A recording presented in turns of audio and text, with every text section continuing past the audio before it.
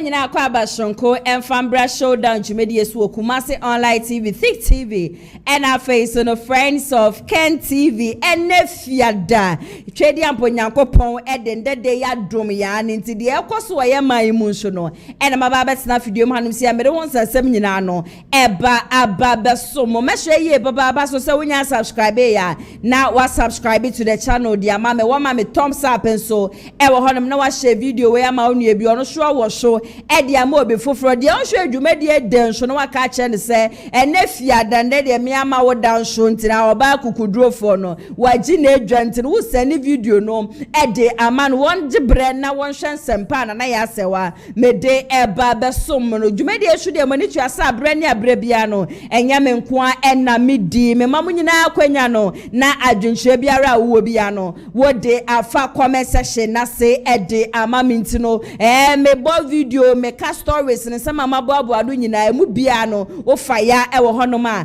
idea men so magic bread before some message you made, so comments I would rather be nano, metso me bo na maken kind ninano, Eddie a mamum, record an evening so no hana ATP, or the babet nasina some about one crata animal, what's on a bo a pense ninamo, Eddie a maya, and day so dear bushia, me one not that special guest, was any another, me charm surprise no, and day so no, idea me charm surprise and casa, Sababa, where they won't issue by the show be yani a pair, and I are told sa Eddie a friend, may introducing no been an art time nature, dear Ecosonia dear Nano, one also Eddie na drink share at Tuja Eddie Amamo, Jumako Swadaruma, and I done a day in army to me better had the shoulder ready ever some more. A lioness clinic GH, Wama Soma say, Wama Semen can't share my chef was say, ya dear be a dead those who be a just say, I dock it for you, CK Diana, so ya dear Nenko, who cried a why you say be a spiritual problem. I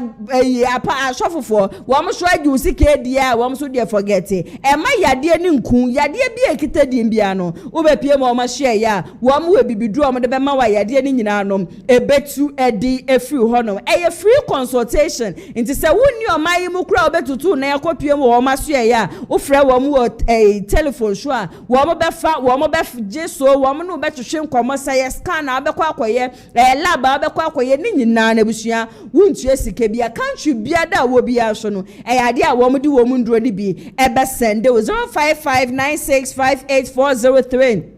And I says 055-814-3438 and then numbers are open so fra more so ubet me afropo mechi akwan so dia kumasi hana ya dia wo mo tech maxima saso na nkramantem no eye adia wo mo ewo painters nti fra wo mo na one wo mo entwetwe enkomo enfemfa wapomudie ho saso na Danis garage so asomase yes wo pe ka wo to a wonya ha wonya mane ka cha se hu chan kasa dia brabe hu wo mo ka se ne Krata gusho ni custom for any problem when ya police for show dia any problem bia o pe car to me pacho wo be shi akwa ye kumasi asokwa wo mani ti amas na edi inhwenim wo betimi afre 0550623377 na one Danis garage mpeni for so atwetwe enkomo me ametire dwem ene dwumadi so asom medi ene nana ya sewa ani to de adwenhye na ba wo no make sure so be we shebe happy glorious birthday so and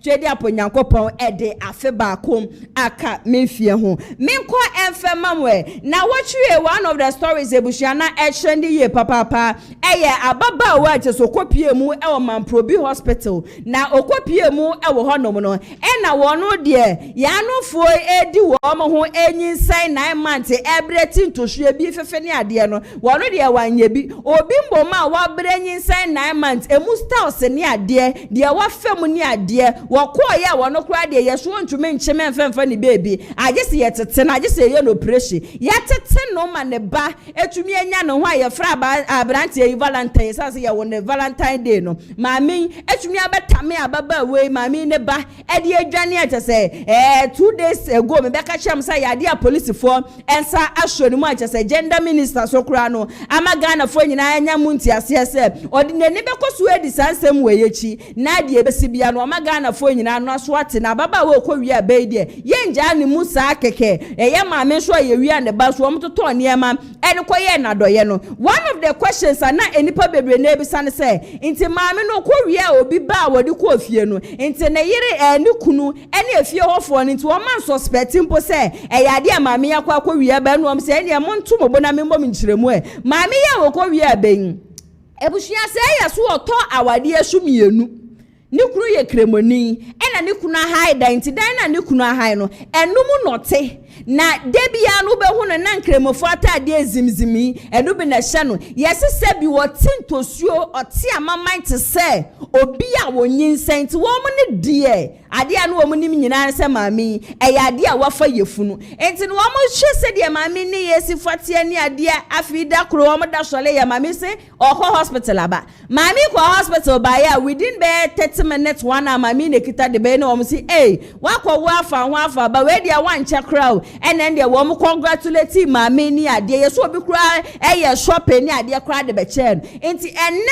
abefo ntentemfidi ebusua aba a ebua Ghana fo nyina no ene obi ko hu abefo ntentemfidi ehwo se ade a maami na nimi chegu wakasafoni yesu ache se wodi obi ba ashentumemu ehwa na ene obi kwa alati a police for say ene maami ya woti hei wono na nani me trend no na abofra no so de yade ode na bafie ene sa police for ekoso ni mu na yese maami ba akokoro wo hodom kra de maami nya wo ka je ne se owo a wode ne ba no ebeto ne tige ne de ne tirim nyina no aye ne de se o maami ya wo finally me mo bra bia na so obi so de ba beto me se na maami yakọ akwa wi abofra nti ma hye so obeka ho ne yakọ na eye residents wom wo baby a maami yokowi aba wo Mamprobi hospital sema wo de tu dwa no yenko na yenko tie ne nyina no enfemra sisia me de me sori ahem na che me no amonte me sori ntem enti be tere okura ko na me hu se wo twam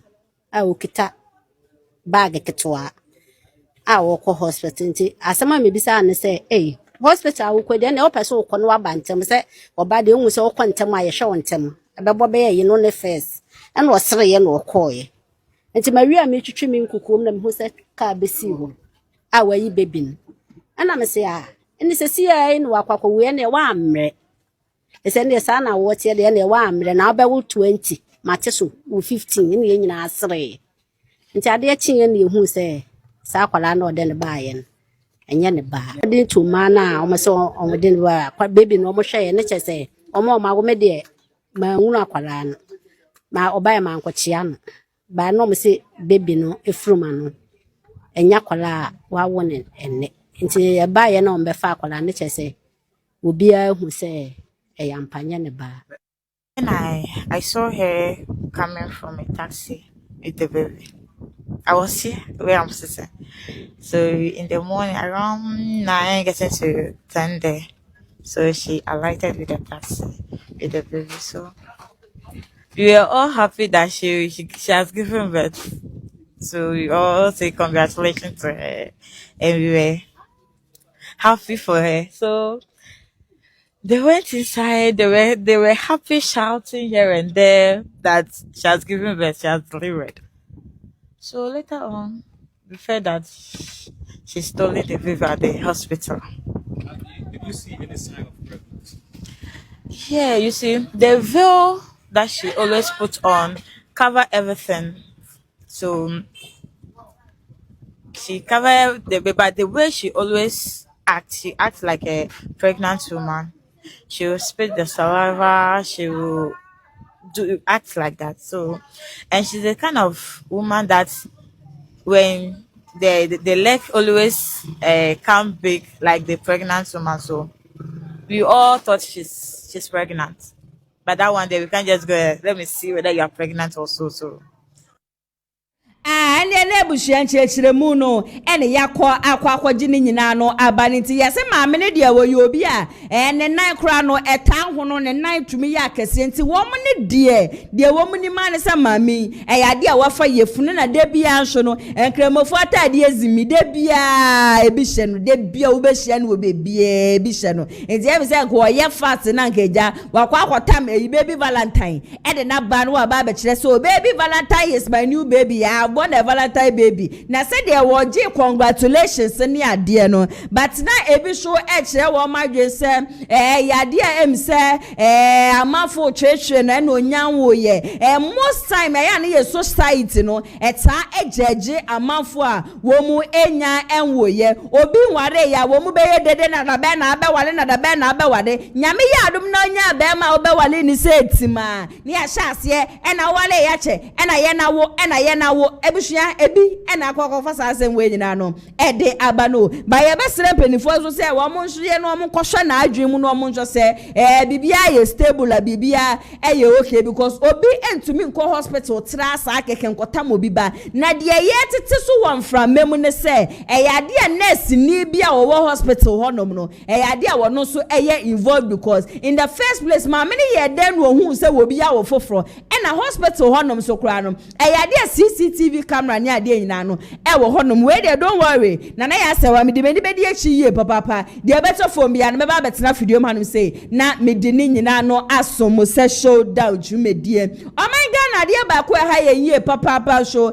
ye ejuma wo bi be ko shuku 4 years ewie week we ya mu kra me hu atichafo a wo mate wo mu egu mbontie buhua wo mu ye demonstration no dem party aban ne se wo mu akira dia na so kapre opon kapre kra no ya de a wo mu nya the same thing na nurse for so wo mu so eti wo mu gu mountain wo mu so ye de in fact unemployment there ya man Ghana ya de ha ye yankasa na NDC amanyoko ne ba power na semba ko mo ka che Ghana fo nyina ne se 24-hour economy ade a wo mo de ba na 24-hour economy a wo mo de ba no wo mo be make sure say 3 shifts ena nka me ba adwuma yi obi be di kan aba na nka ebotu anipa na pon na nka tuo aba pa hwema betena se na nka eja ma bo ma to 8 o'clock 8 de ba na nka eja me hwumi kofie na next person no so aba betena mu from 8 o'clock a ekosi ade chinti sa 3 shifts wo mo de ba Ghana fo bebe na adwu se ya de ya man na ye wo mo na adwuma nim inti se nese NDC amanyoko no so mdi 24-hour economy badia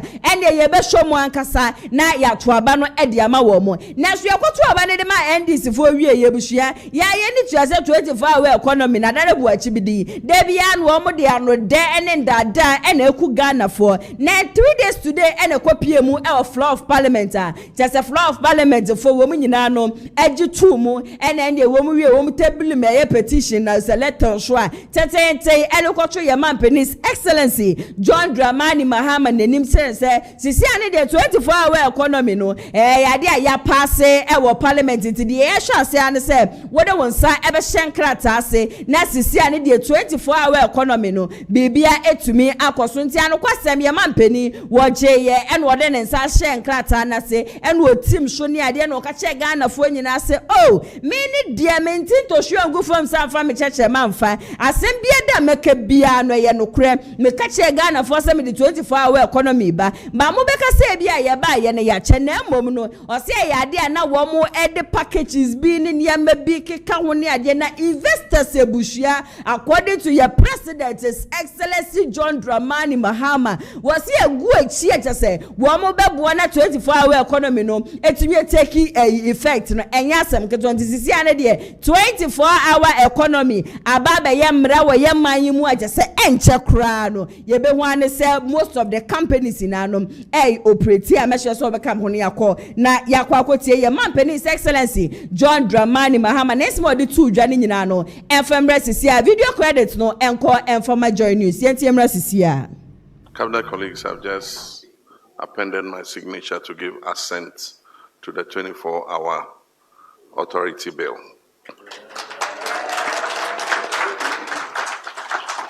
This is a bill Ghanaians have been waiting for. It was one of our flagship strategies for economic transformation. It's taking a while, but we needed to go patiently through the process to give legal effect to it. And so from now, we must move from strategy to implementation. The business sector is waiting, Ghanaian investors are waiting, foreign investors are waiting. They want to see the package of incentives that we afford them so that they can invest more and expand productivity and also create more employment for our young people. And so it's my pleasure to assent to this bill today. Thank you. And let me congratulate the team that has been working on it, our comrade Guzitando and his team. We're very grateful. Thank you very much.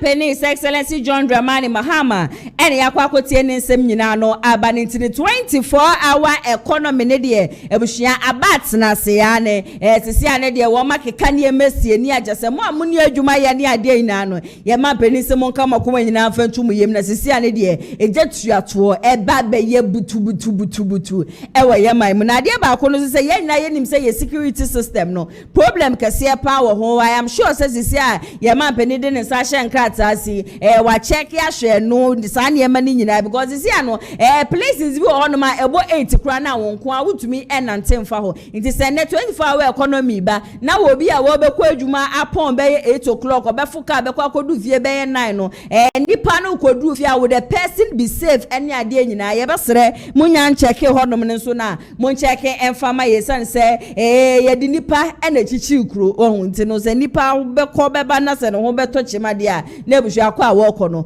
woko ne sen metu aso dia mamodia one of the issues ebusu asisi ano ababa ye trending ye papa ewe ye maimu eye debate ane ye dira Kennedy akompre ko yide Japan na dofo wona wo mo gi eye nani suade hu ni tum no wo mo so wo mati debate at the base no wo mo eka wo mo nyina dia bom na wo ma hwe se da chi bi ne ye betumi pagya ye ra akompre ko yide Japan edi free the new patriotic party mu na waba aba form a third force as a third force no ebetu both NPP and NDC amanyoko no edi free abemu na one of the issues nso ebuhwe ha adwen ye papa insult before the election amafu hwiegu ye ede ma yewra Kennedy akompre ko hine Japan na enne ye tete e bia ba abonten ebe pacho we bi srese de si ye bia no nka wo mu je mu ne nka na unity ade ahunya ye papa former vice president Dr. Mahmoud Bawumia eba ne unity a wa yehu dede wa po wa kasa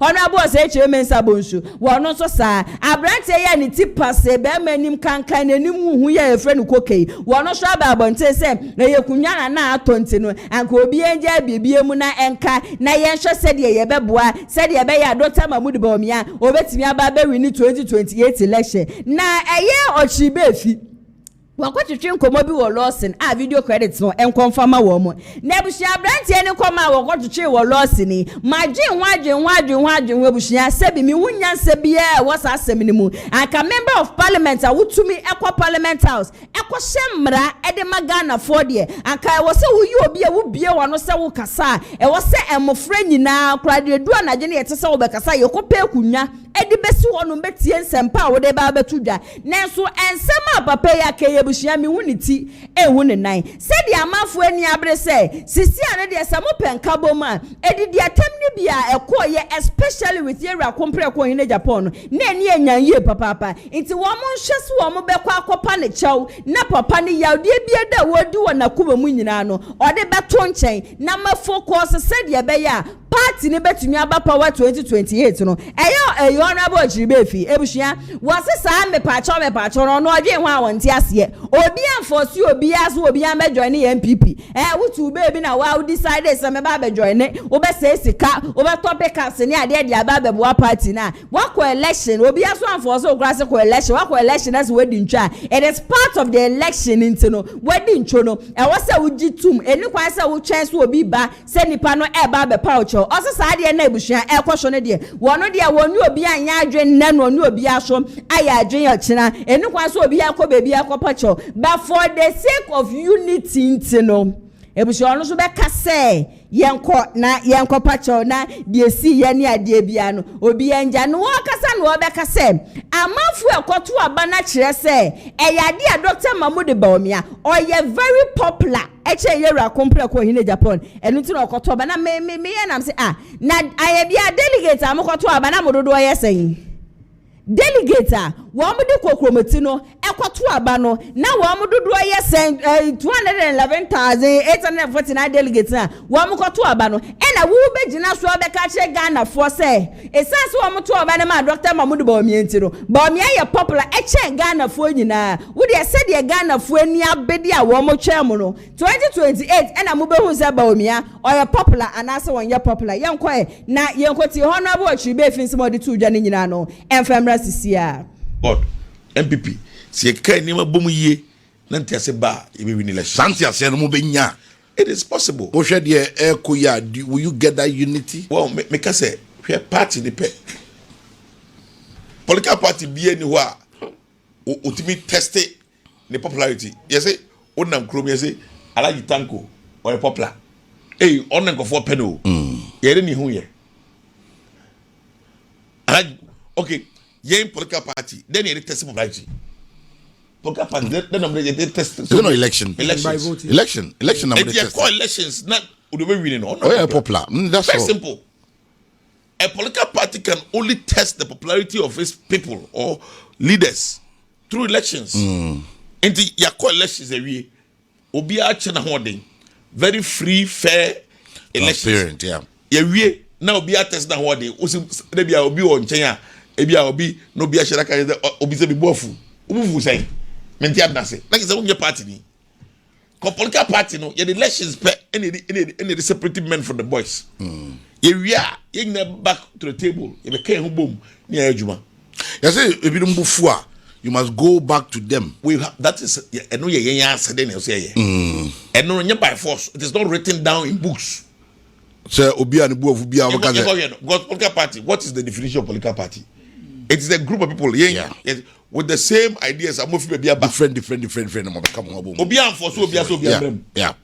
However, your responsibility say yen back we win elections no or in who no or print kabom eba but nye ya said ye our party unity is very important because onipano his ego or her ego has been bruised was spend this guy boka in the asema to no tell the over here say over crocodile over cast of the good one about but mpemi say san na ye no Enyen she so chinchia you have to do that because yen nyina ye fi ye ba no yan small say obadwani one na buy so obadwani and na obadwani party no wo ye party mo djuma and na wo person call elections na call elections no back we wini e nyina emra back dey support back na we wini ni na enko but for the sake of your party way enko so nti obi a de bofu bi avanche e djuma no and na yen record a track record as a bind from President Kufuor to Akufo-Addo no it is unmatched. It cannot be matched. Obi to be matched. In the end, we are ready for power, and we believe by the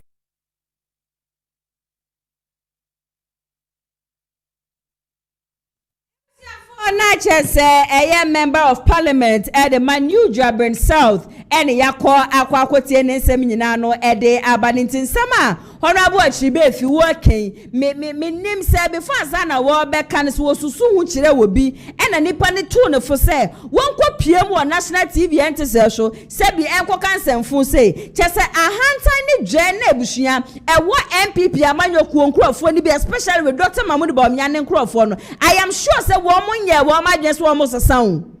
A hand tiny Jenna and nam suma party no opposition and ne uko PM or parliament house. Wamu do 87 no. Wamu ye wama dressa wamos said ye beya. Ebimpo beba beka wana se Ghana for ebe hu wamu mobaka so wamu di kokomotino. Kwa to abadi amom. Obi amopri unity. Obi amo preso obi ambeka ne humbom wotumi gina TV so bia wa no ka say man force obi aso obi ambe join the party no nti say yakwa election na se nipa na wia nipa na ni kwa so otena se expect so obi beba be pa ne cho na wan kasa wo hwe ensema before the election mu kan ye di gu nipa na nim asia do you expect say nipa ni nje ni bibia oye wo ho memra so oba be join the party no do you expect say nipa ni nje de wo ye nyina no emra me join the party na Emsiami wa videos a abrantie ya friend kokei. Wotu ne bo from the time I compare could decide so we be contested it did the atema bushia papa ye di ye ra Kennedy a compare ko hine Japan fititete ekosi da ye di kokromoti no eto aba edema Dr. Mahmoud Bawumia ma nidi nkonim wieye no ebusia yenko na yenko hwe sa videos ni nyina ne didi atema hodro a wo mkagu ye ra compare ko so no yenko hwe ni nyina no emfemra sisia Motherfucker.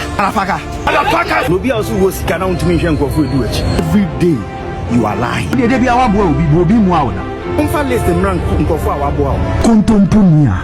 Obi oye dabrabe mu. Obi osi owo 276 building, not a public place. Get away udini, nti no untimi ndira ni fi. To so odi draw. No, come in draw. Obi a wo interview, wo be ka say no anu nyina for ni intensuo na wo threaten. Obi a boy drug business.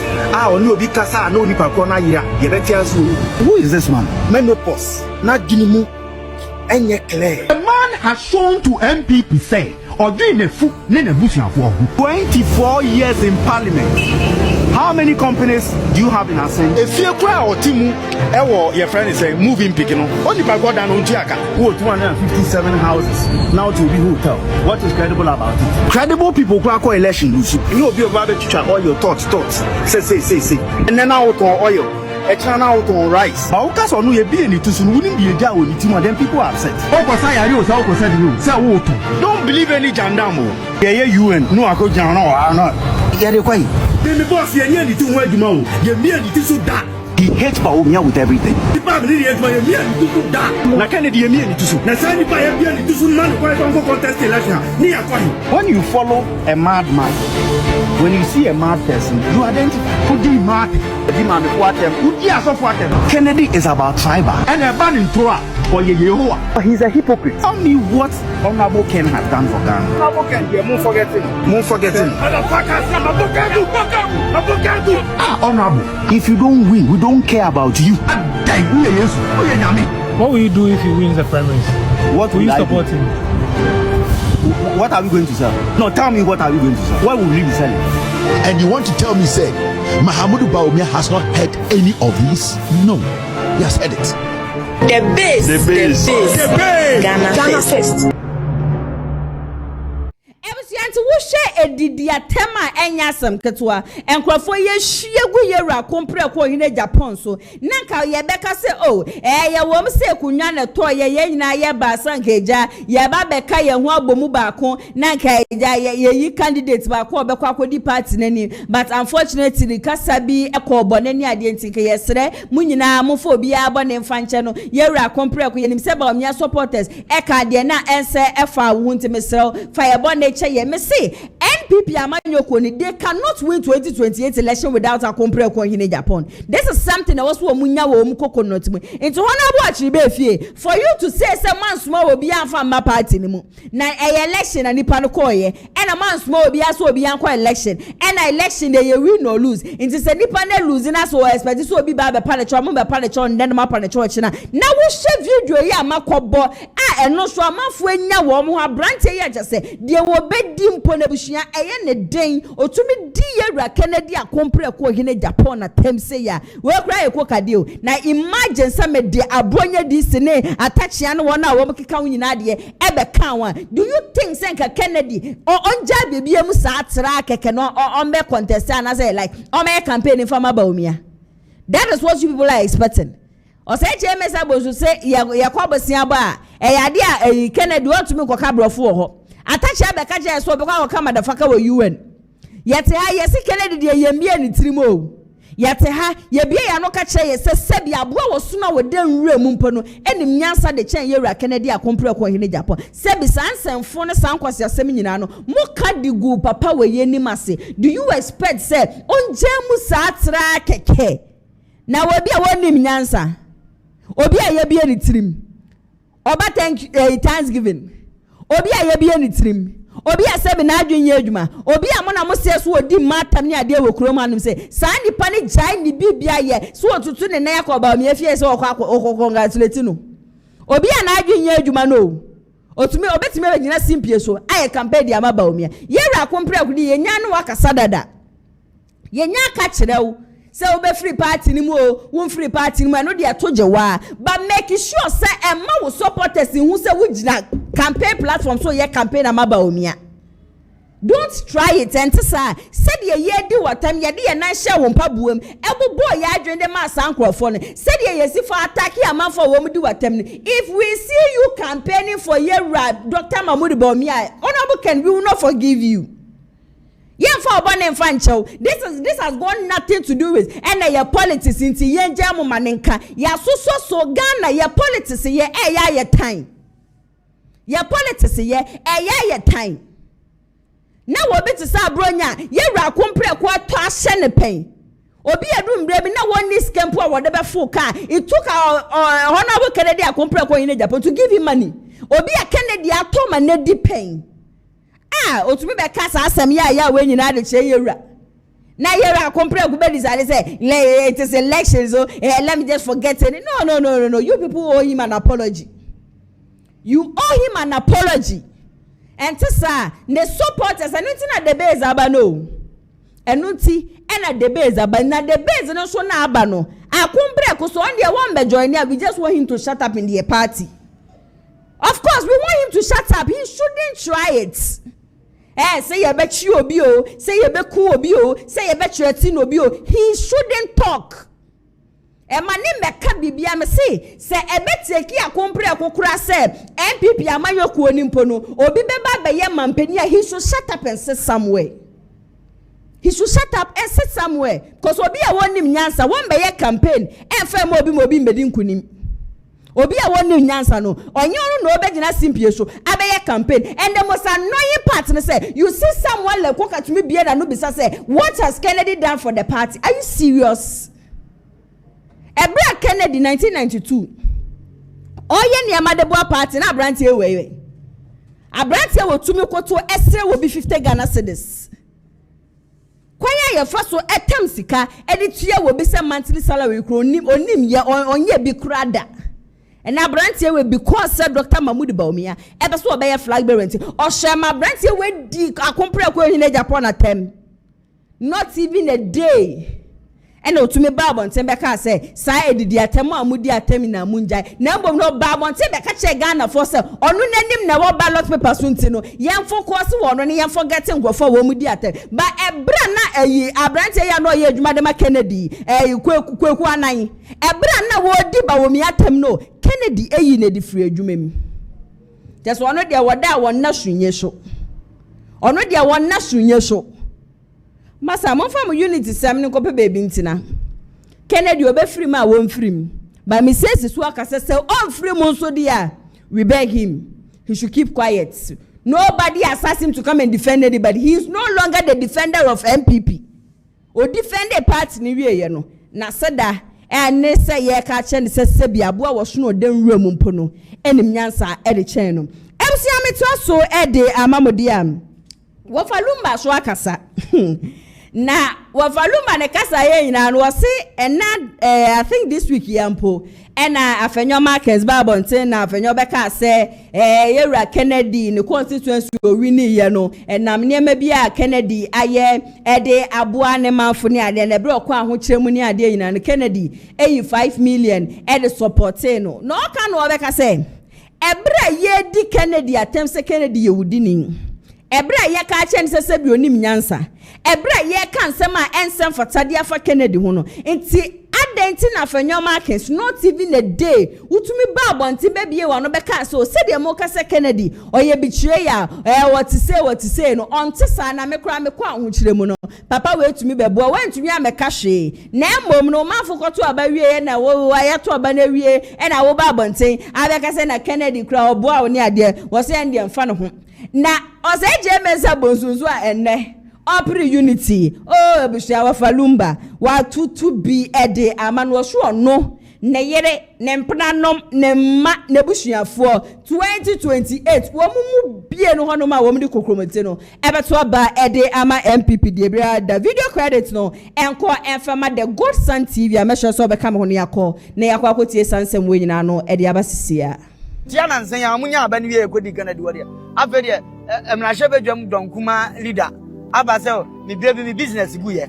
personal personally ni nipa MP business agu watima kalisika over $5 million ya koma mini ase jefa she minimize business obesa solid bi nipa yo muso nipa bonini ye di na tam that afa na ntimi amaze masa akwani amuka nim because of a party nti we are so ansamra kakane di gwanko yare mam kura obi aye papa we nya ye di na tam obi di sa abro nya no se brebo akaja edi papa ya tem ama nka we mo wi ni wi am se ni obi aka mvante se koka ni trise dondon tete dondon aka nkwata se bia wie se ye yi na adede na ato na obi empra kofie adede ye tonti a obi papa office o dignity also head akato wani gazatia na wi aka so papa enya to me support no Kyei Mensah Bonsu ye ona na ya santo jamili da bi na swami MP ona no se ye ye obi ama akwaje bosia wa IMF obi enti for honorable kenenko because ondi bin camera for the beje bosia the doctor ba obi ana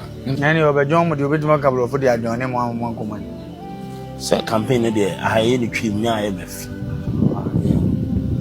oni se twifo ne beje bosia se ba ni enti min kana translator ba ombekuya ye group gaza ne ye kwa ye kana mo na te ase de amai kuro na beje bosia ne free na Namibia Ghana for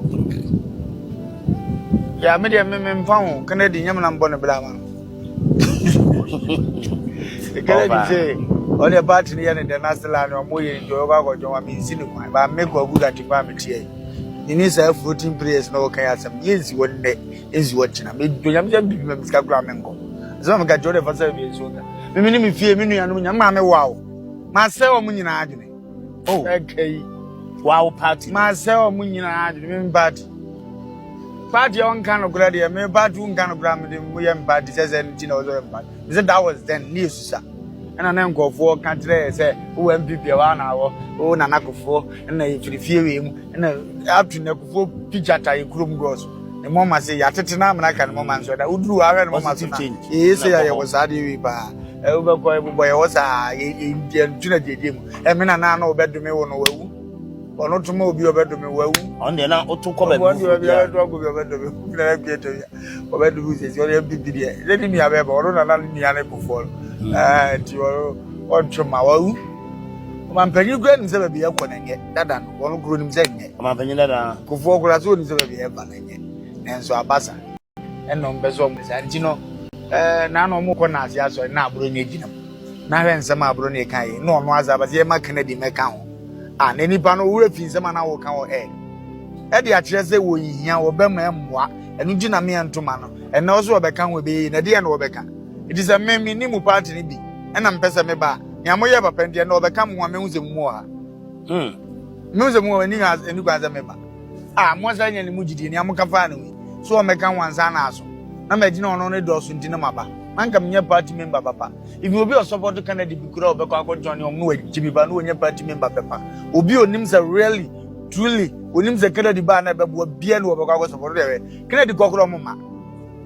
said 2024 no no abo be campaign no Kennedy na agwa na maintenance because what na straight baby adu ante no party ne mo ma bi o ma ba bia ya sofo ne Kenya mo bo ba o mi a woni ba bia akọ we dey at 20 in baba beto no omuga so bibia nche no baba beto na san ka fasa be so be nto no ono tani ba ni tikutu ono ba disro go over na na dia ble bibia nto no na me ahira no wo kọ ba ne ambeza mkato mze ye papa ni hunu se yeze na me pa na se ye goto ba moye floating players NDC yi ni pa mono MPP yi ni pa mono na so do party yi mono on tenase o hia ni pa trepe ongofa your friends cheddar no onfa alankash machine mu no mo ntiase no mo ni nokore mu omo ba ko ye president ba ko be no vice omo pa ebia Kennedy president cheddar vice na o ma ye we nsi ye bia position so pa wo mu no alan no so no nimsa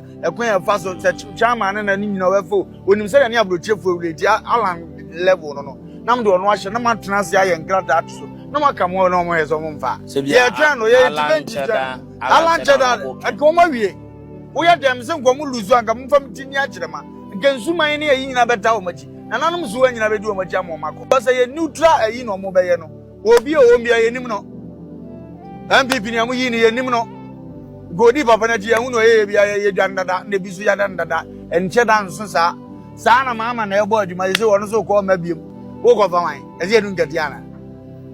A link, bay. Johnson was a new drag. It is a Canadian news as a number young. And I saw the Otria, Alan and Afra and Toka, Chada, Yadom Cacrebio. Omunina was upon hand or Comeba, up and 9 name at And I got an omen dissident people have flown. We have flown among us so good, Chile train, and I am trouble for you. Welcome, Dama. We are in trouble for your dogs. Not can one or the young woman when you're on the politics who business with you or Jumako and be from me. You are than nothing on you, my but you almost a radical with your party no when you are what the DNA say no. When you couldn't come back to say, remember them. One more 12 years and a star moon if you are moons. Akwawe no bi anakoma na ha no but ha de obwa ye be fira sia tesa na manase so we o ye wi ni ofie but mama eja pade nkwa abonten nti you accept ni wi no na fe wo hunu se edemfaso obi nso ba ye che na abon se o me support many pie because o ha nka ma me kokon ko bi amfa no hunu faso e wo so no ato ni mistake akone Ghana ye yade ye no no oni akwa na ye adwuma akwa na bo adwuma ba so be me na di pecha ama na ni age no wo mu ade no what they yin na di wie ya no wonu so onye obi wi presidium ave no okoro ja ato ane cheoba bi o hunu ntabe jimi wa jimi tuwe ngokan na ni jimi na ba onye na juma mi de minya misika mfa na de mana wo wie onye ne saa o de be ze na ni ba we na we no agina saa na enso na aso no ye na ade na hwene no ka ven na ni ba na so idi was am de Kennedy de me was a one people program ya tuwe wi ono akra minya dan bi da bi obi kana na yen kura because papa ne ka wa bone bre ye tia na nsen ya munya aba ne wie ekodi Kennedy wo de afa de emrahye bedwam donkuma leader aba se mi baby mi business gu ye personally ni nipa MP business agu wajiba kalisi ka over $5 million ya akoma mi nua se jefa hye minimize business yo be sa solid bi nipa yo muso nipa boni ni ye di na tam that afa na ntimi amase masa akwani amu kanim because of a party nti we are so ansamra ka Kennedy gwanko yare mam kura digura ngame agura so man taxes o yada matters 20 odo pay and na yenya bisan ke nye mi wo bi bram tese fire adwumate angame nye fire adwumate ya kabe me de ya adwuma na mabeti onyam na mkopa free ba bi aba ngame ntia wie kura na aneme ho obi aye papa we nya ye di na tam obi de sa abro nya no se brebo akaja Tia Wafalumba no ane Wafalumba die strong supporter of Kyei Kennedy akompre ko nyine Japan na nkasa no was se Kennedy nim no be campaign and so be di ba omiechi wo sibie so o be cash ne supporters yankoto aba ne ma ba omia 2028 die besi no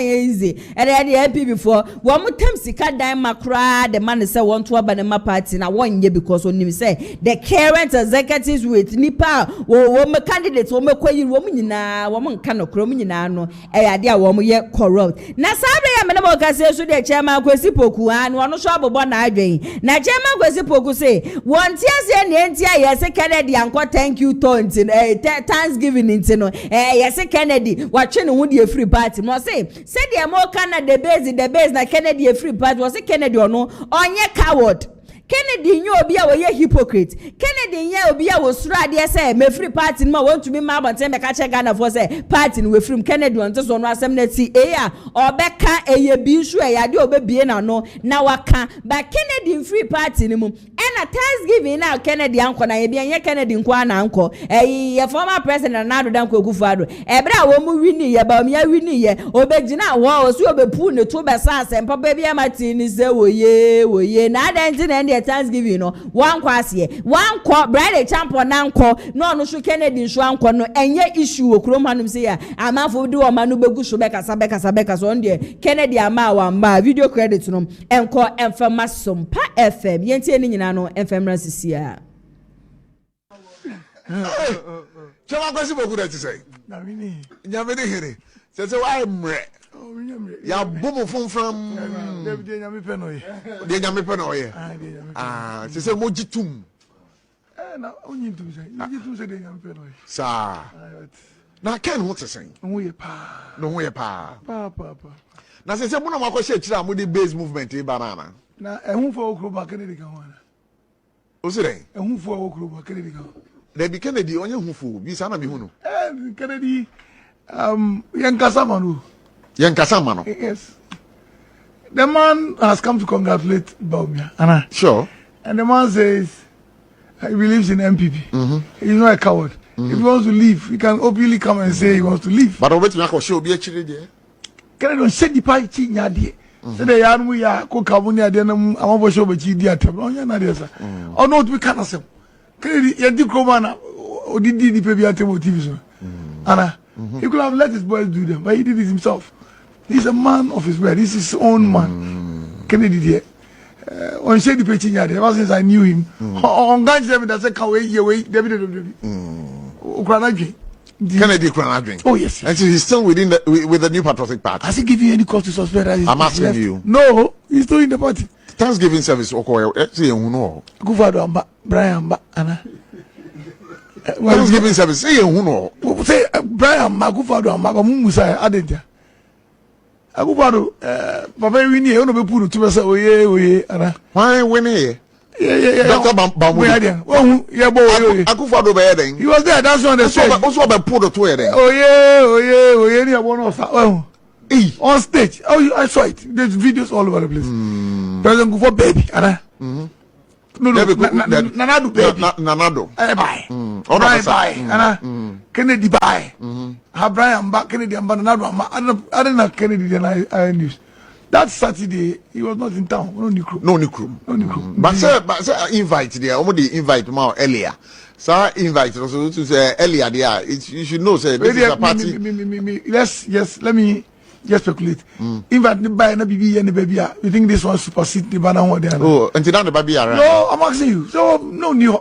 And at the end of the year was also very, very pressed. As much as this was important, then you're very, very pressed. And just say, or Shadana one. Maybe adding a crow way move.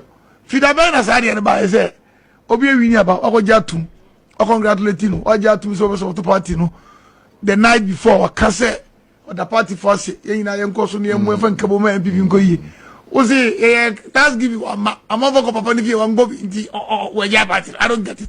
MPP convention, MPP constitution is there. Yes, we lose a Jitum. Ujitum we are moving and measure one place near your indie club. I couldn't win. Why any area? But only say base movement in the bar, I saw it so uncle. I said, I'm out for academy. Why would I base movement? Oh, base movement in the air, Papa. And I know Tibos. And you Tibos, I see, but we are never going I don't know. And I can't swear down for pardon. Good. What's the and then we Canadian come. What's the Canadian was? I didn't make any pronouncement on the properties. No. But the ones who can fight his fight. Maybe not was solid personality. Very solid. Very solid. He took the press when the man was vice president. Or the bush of court. He won. They've gone on appeal. So Tibos who cannot. And he feels that he shares the vision of Kennedy. And he or the Kennedy second be plan on and also eminently but was in Canada. And your Tibos know but what the Kennedy call San Oka. And where I sit, the last I spoke to Papa Wednesday. And he wanted Papa on this social media, he many people on Tina. Ken. None that they are more in your temple with Dizengo. Young idiot. You give plan for Coca, Hannah Coca, you be Yara. Oh, David, it was not. I retract it. One can I see a vehicle himself over Jenya. I can't say. Anna, what can I do? He doesn't listen to him. Oh, cry yam, Miss O'Cry, a text message. And some baby on Teda, oh, cry yam. I'm telling you, and some baby on Teda. Oh, Mouse, he has my idea. Now, on your radio. Can on your TV? No problem. Obo yes. I say Sika. Sika. Said a month. Now, that's a phone. So, you have to be phone to the business in this car. You see, we lost the election on Saturday. Yeah. Akwakotie ne nsem nyina bai na bushia Thanksgiving yi kura wo mudi tuetwe Ghana fo ahwi the same Thanksgiving kuro ya na Dr. Mahmoud Bawumia akoya okokoti Bible quotation ebushia kuro manum se so dede agese baby abefa bia wo bia ka ho asemi misi so na minim da Psalm 23 na kura ekwa to chapter 118 verse 22 with the exception of Dr. Mahmoud Bawumia Thanksgiving ya Kennedy anko na Kennedy was so kind Bible and a one kobi and obes watching who free party no and nothing a one kobi Thanksgiving kroya ba o me akokoti quotation e bushasa quotation no afa kwema me no so me so be kam hono yakọ na yakọ akọhwe Dr. Mamudu Bawumia na ni abede ekoti quotation na emfa kwemu no emfamra sisia for insult and responding with unexpected grace. I am strengthened and inspired by Psalm 23 verses 118 to 22, which tells us that the stone that the builders rejected has become the cornerstone.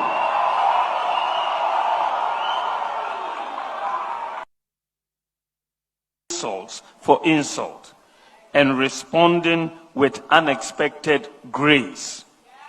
I am strengthened and inspired by Psalm 23 verses 118 to 22, which tells us that the stone that the builders rejected has become the cornerstone.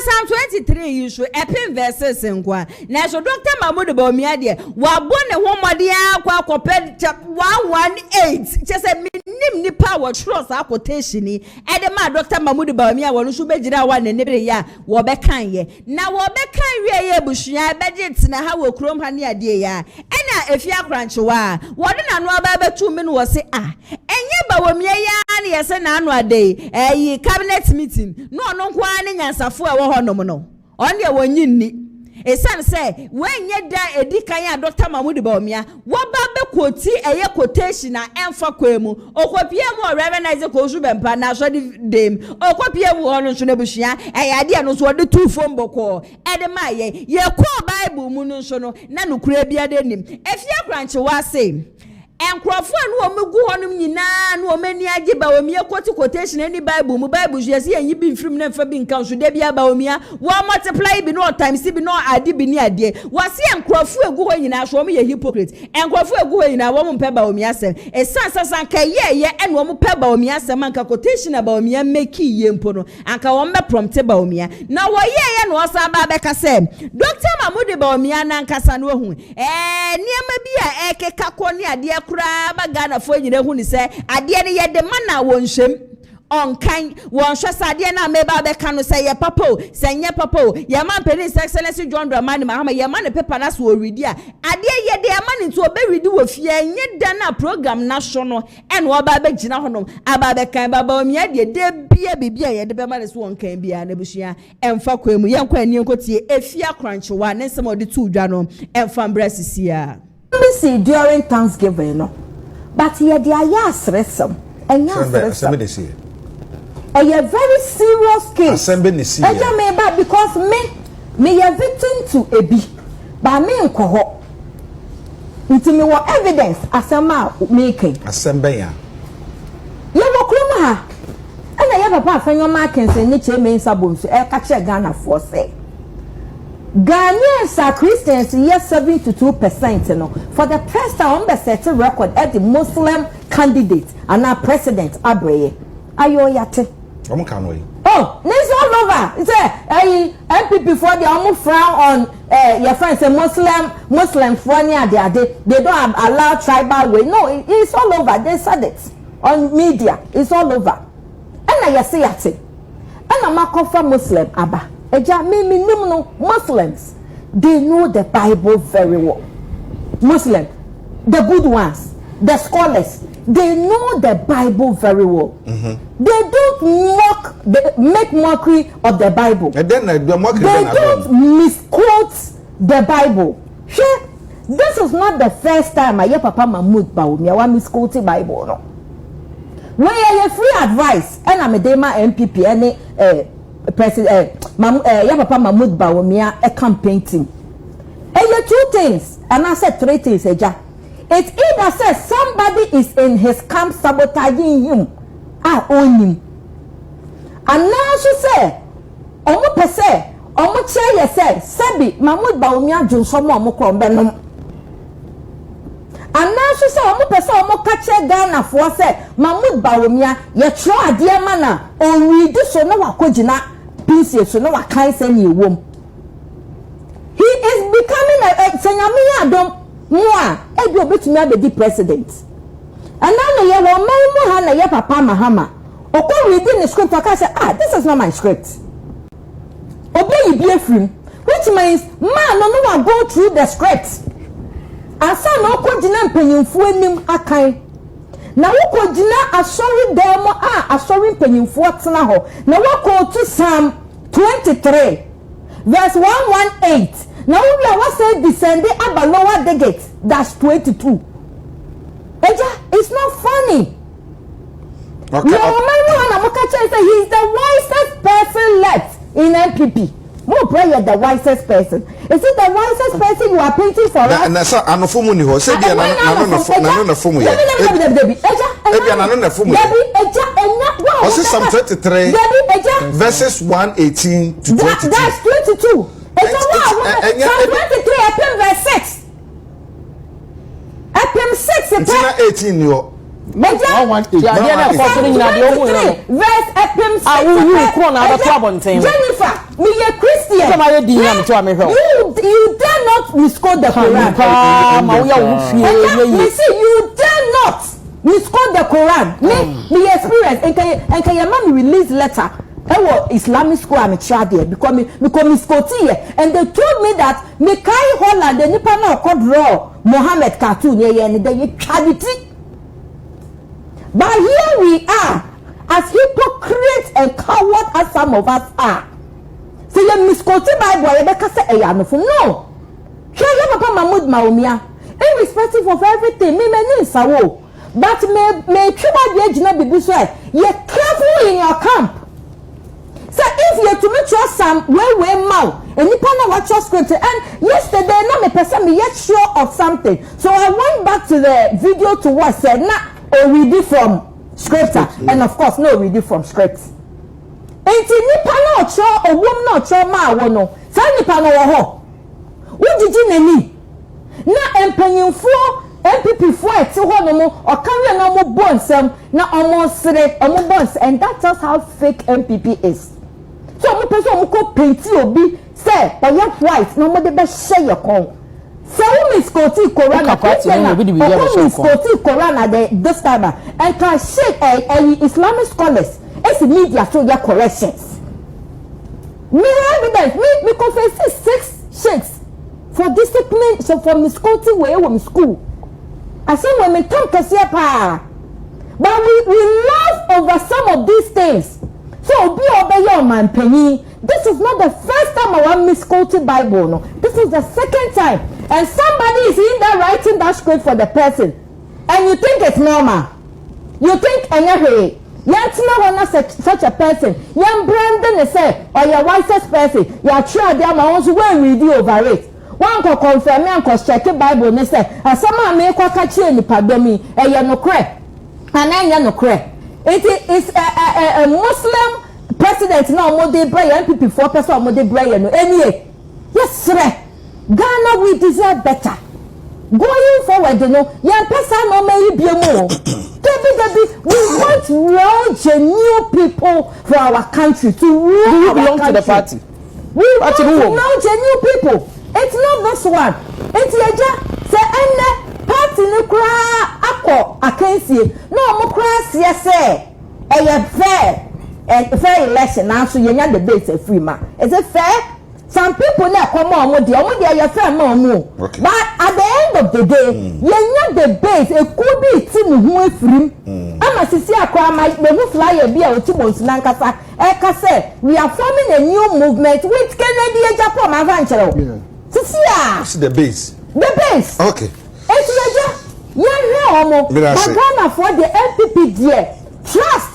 There are key things, we should be very vigilant. I don't want to make us security. How vigilant we are not security conscious. Okay. We take things for granted. We should be very vigilant with certain things they do. Okay. They are very cunning like Okwana said. And no they are really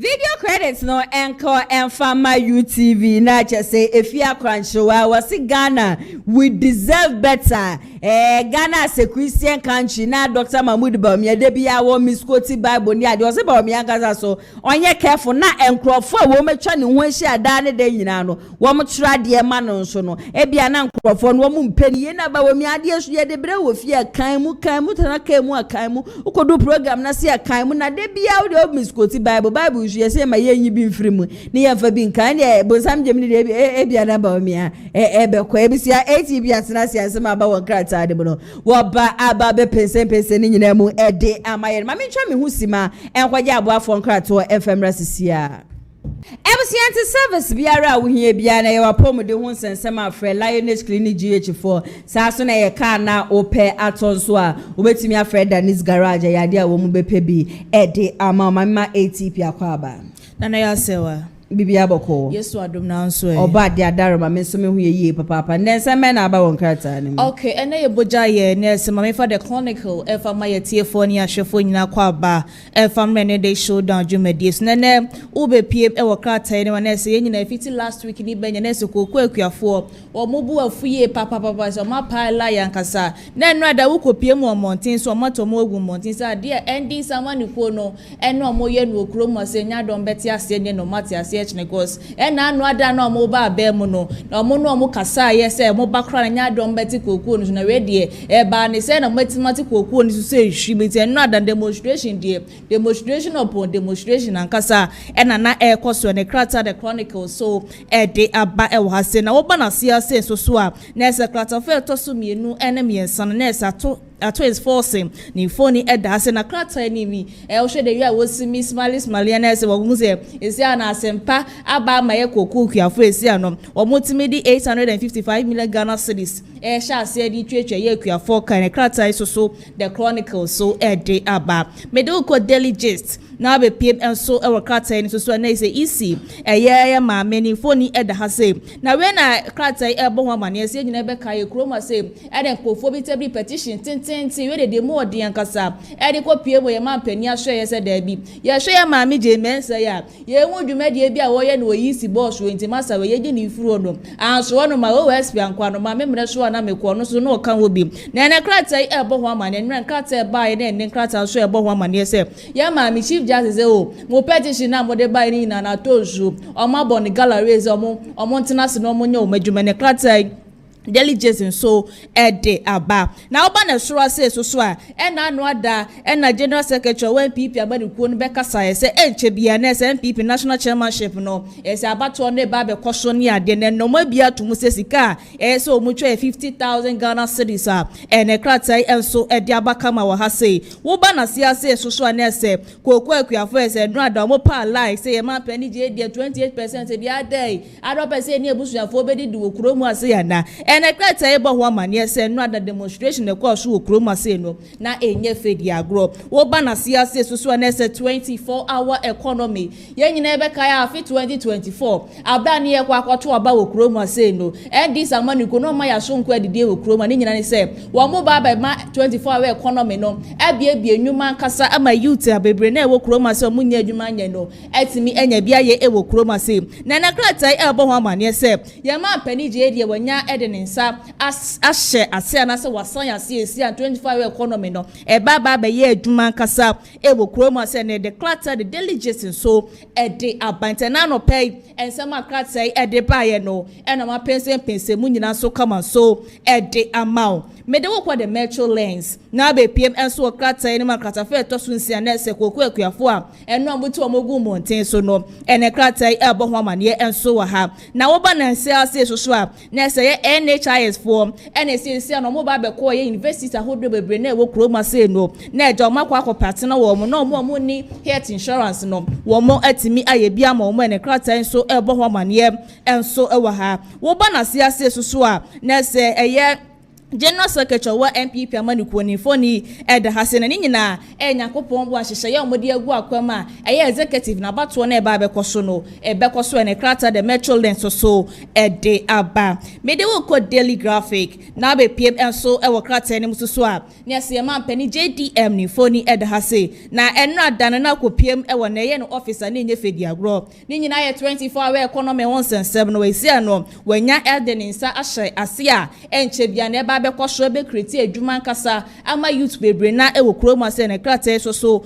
ebo ho amane enso ewo ha wo ba ne krata fa toso dumienu no so na se pani a woda gold board cocoa board no Randy Abe na wo kire mu kasa esi an cocoa board no wo matimetra 1 billion Ghana cedis de amako okuakuafo ti esi an no mo amona nnu na mo ne na ma ya monte so ye demonstration ni nyina de esi mo nka makoma no enfa entomo ye ma ne krata Daily Graphic so de eba ye ensuno ndo ma menfa Daily Guide fa ento aso na be PM e wo krata yi mususu na se 24 hour economy bill na esi an no ye ma mpani wasan ase ne krata yi ebo ho amane enso wa ha se ye nyina be ka ya bra se MPP amanikuo no na se ndis amanikuo no eba bonte be ka se kokuo no ya tisu se ehu no adechi ade se nya na se press conference e koso titiru any minority leader fe no marking ene samo de wo ka bi papa ya nkasa e wo kroma se na enye fedi agwa na minority ni so aba betena se o ma ba be kasa se esi ane ma mpani JDM wono ankasa mo akram ya tie se kokuo okuyafo no no kokuo akuya no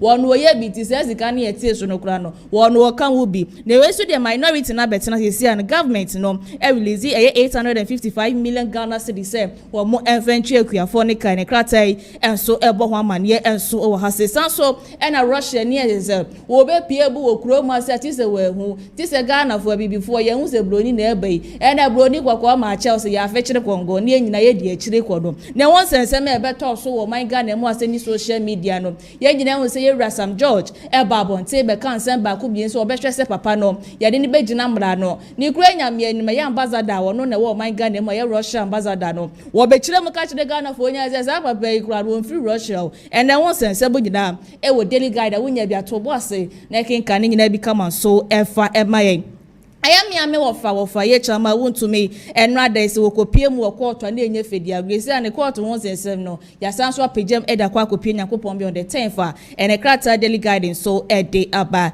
me the new center ede eto so ene so be pie mu ane se koku akuafo na demonstration na krata e ka wasem enso ha wo mo amope chairman e wo ye MPP amaniku me ame wofa wo so wokwa akopri bi sika ye so mu 50,000 Ghana cedis ene krata so ede aba wunya bia na ja wato ase no akenkane nyina bi kama so ede amaye mede the inquisitor sorry krata nyina so na ya se wade de aka nyina so de abeto so de amaye tiefo nyina na no be PM e krata ni ma krata fa to so nan ko enum honom nesenapo ni mfoni eda ase enche bia ene hu se muslim fo na hye eye Ramadan no ase na we ene wa ba be ka sa ede achobu nyina se wo se twedi ampon kwa me ni Allah se won ka wo mo ho se de be yo mo betimi awie fasting na asundwime ne krata so ede aba wo SP say ye na free was ye ni free won sensem a ene da ye Chief Justice Amagana for nyina ate asese ya sasem ya bo atwagu no ene krata the inquisitor enso ede aba nta ha say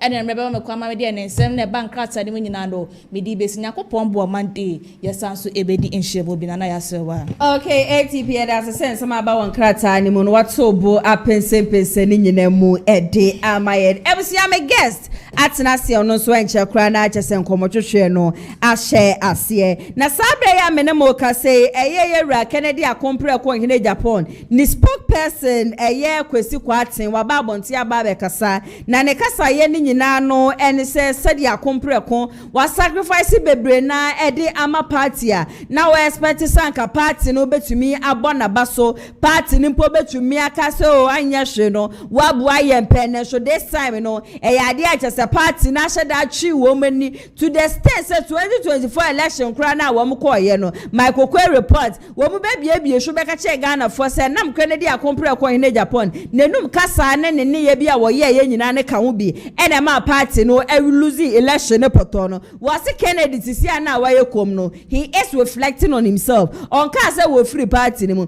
nyanso niam ye didi ni nyina no sabre de ya de aje so opeso go silence na ono akasa reflect on honamre pano or you ready so beba bonte ababeka bibia e yade obeba bonte ababeka sa video credits no enko informa joining special so beka mo ne akọ na yakọ akotie kwesi kwa atense mo de tu dwa ne nyina no enfemra sisia.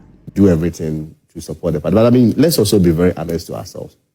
Ken is not a robot. He's not a machine. He's a human being. He's got emotions. He's got feelings. Yeah, you have feelings and everything. Sometimes you also sit back and have your own reflections. I mean, it can be said that for a whole 1 year, you are accused that it was your utterances that caused the party's defeat in 2024. You are not a presidential material. I mean, people who had even very close relations could even go out and say, yeah, this is a guy who has been insulting women, he's unpresidential. So, I mean, sometimes let's be very honest to ourselves. He seemed quite unperturbed about all those but he's a human being. I mean, it's just like a boxer. And still went ahead to do what he wanted to do. It's just like a boxer. Boxers may be very aggressive in the ring and everything. Right. But when they get into their own clothes, they have their own moments where they reflect and say that, well, maybe I should have done this, maybe this. I mean, he's a human being. So beyond everything, let's also acknowledge that and give him that respect. At the moments like this, he just lost an election. Right. He will need time to reflect. He will need time to be with his family and other things. It can be said that one person consistently, Okwe report said that you caused our defeat. It's your utterances. You don't respect women. You don't do this after all the sacrifice this man has invested into our party. And consistently, he feels he's being treated in such a manner. Right. Certainly. I mean, I may forgo a lot of them because I probably have not invested as much as he has. And maybe I can be able to give certain responses that as a candidate, he's not allowed to. So there are some times that people may want to have their own solemn moment, have a deep reflection about everything. And at the right time, you will see them very active again. Are you in any way privy to he having, okay, so you have mentioned that he's human, we should give them that, we should be given that room for reflection and all of that. And respect. Out of respect and all that. Are you privy to he, to some extent, acknowledging that indeed, or he did contribute to some extent when it comes to MPP's defeats during the 2024 elections, verbally mostly, and then also, is there any level of regret in those actions? You see, working with Ken, we are not shy of taking responsibility. Okay. You know the Ken style. He's not shy of taking responsibility. And so if directly or indirectly, his utterances or comments contributed to our defeat, I am not sure Ken will be so arrogant in coming to make an admission and apologizing and move on. Ken takes responsibility as a man. But, there are objective realities that no matter how we may want to rationalize and even try to justify deep within ourselves, we cannot still run away from it. Let me give you a classic example. This is a Samsung phone. This is an iPhone. Right. You cannot look at this and say to you, this is Samsung, and to you, this is iPhone. They are objective realities that we all cannot run away from. Okay. Deep within you and I, and every other person, we all know that it was not the utterances of Ken that made MPP lose the election. But they say it contributed. You see, I don't want to go those back and forth. They contributed, they did not contribute. Because as soon as you enter into that conversation, you may also be forced to bring out what you also believe contributed to it. There was a committee that was established to look into it, report. The political moments, the tense moments, people may want to explore things that may even be untrue to propagate and run these old smear campaigns and other things. But right now, election is over. In the spirit of unity, I believe that we must not revisit those conversations. I expect each and everyone, whether the winner or the losers, to act in good faith and act better for the ultimate good and proper image. To move forward from it, move away from it, forget it and leave it in the past. Basically, that's what you're saying. Yeah, because whether that's what I'm saying, I brought the objective reality test. That honestly, when we have our own reflections in our own closet, do we genuinely think that it was Ken who caused MPP's defeat? And assuming without admitting that same is true or not true, then the logic will be that if Ken is to keep quiet or remain silent till the next 3 years, does that mean that automatically it will translate into MPP winning? It may not necessarily be so. Because there are only 2 outcomes even in the general elections in 2028. Right. Either we win or we lose. So let's say today we bring a device that is able to shut Ken's mouth and lock him in a room. Does it automatically mean that MPP would win? Does it automatically guarantee a win for the MPP? So for me, I feel we should move away from such conversations. Right. It's divisive, it's unfair, and if we are being very honest to ourselves out of respect, we should, not publicly, but even behind the scene, be apologizing and saying sorry to ourselves for some of these scars that has been created. It did not come from one side. Probably even our side, we also came from our side. We should learn to take responsibility that, my brother, we went into contest, this and this and this were said. Maybe I had the opportunity to regulate it. I also didn't have the opportunity to control it. But on this note, let's let everything go forward. Right. And of course, I'm sure even Ken's side, we might have also went into excesses, cross certain lines that ordinarily we shouldn't have crossed. And also apologize and move on. But to revisit whether Ken's comments was the one that caused the party defeat and blah, blah. Ken has been talking since 92. How did we win election in 2000? Okay. All right. So briefly, what's the way forward with Kennedy Agyapong? Well, I mean... And how, was he bringing on the table? I think at the individual level, he's a man on a mission and a man that still has a vision. And at the individual level, the conversation that I had with him last Saturday, he's bent on still creating jobs for the youth. Okay. Through opening more companies, especially manufacturing. Recall recently there was some news that he's going to at least establish a factory in each of the 16 regions. I think it's something that the guy is still living beyond that. He's also bent on building the capacity of many young people, even at the private level. And of course, politically too, I have to state emphatically that he's still a member of the MPP. Okay. And news that Ken is going to start his own party. His own political party. And people have attributed it to the fact that he's a friend to one Mr. Osei Bonsu and they saw him in a certain way. Ken is a friend to John Mahama too. So is Ken also going to support NDC? Is it the logic? Okay. Ken is a friend to Alan Chamartin. It's a logic that because he's a friend to Alan Chamartin, if Alan Chamartin is doing movement for change, automatically Ken is also a member of movement for change.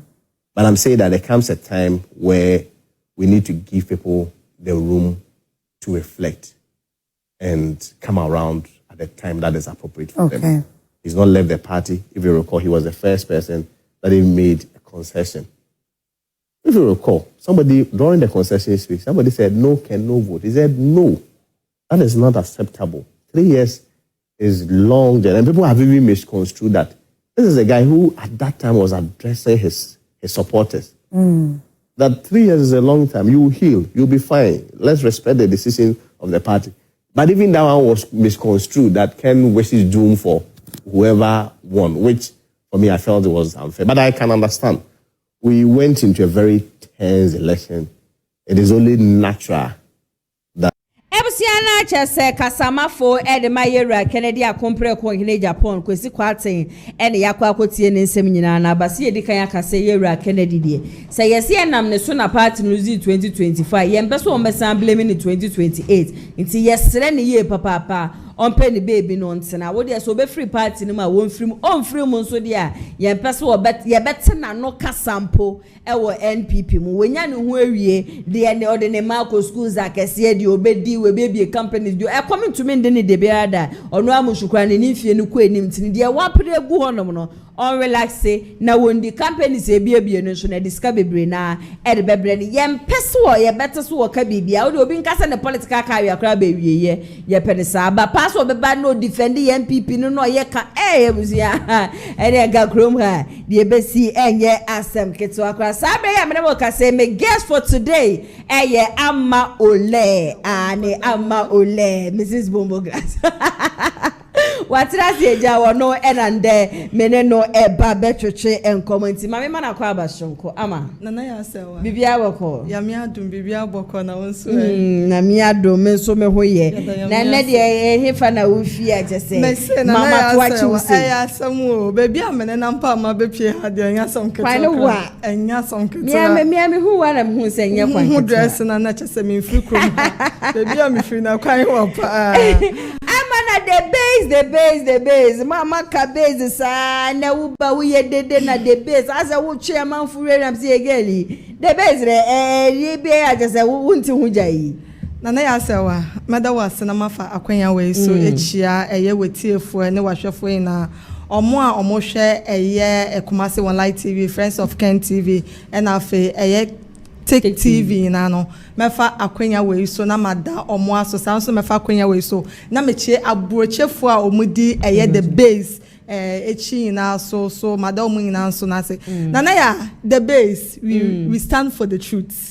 Auntie, you cut the base. We stand for the truth. We stand for the truth. Okay. Yeah. The base. We stand for the truth. And you no credit. Oh, yeah, no, what Puma when Sunny say we stand for the truth. A more than pa. Nana, ya will be some edify the base song. The base. We stand for the truth.